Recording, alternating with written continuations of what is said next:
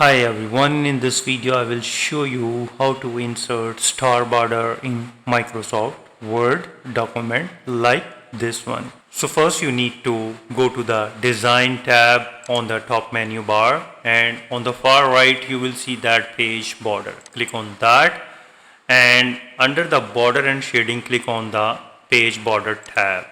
And now under the art you need to click on this arrow and just scroll down and find the stars, and here are the three different star options. So it's up to you which one you selected. I'll be selecting this option, and here in the preview you can see that.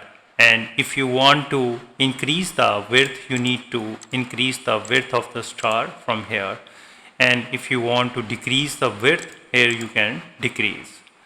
So once you are happy with the formatting, then head to the apply and select the whole document. So this border will apply on the whole document, and just click OK to insert, and here it is so simple and easy. So with this way you can easily insert star border in Microsoft Word document. If you think this video is helpful, please support my channel. Thanks for watching.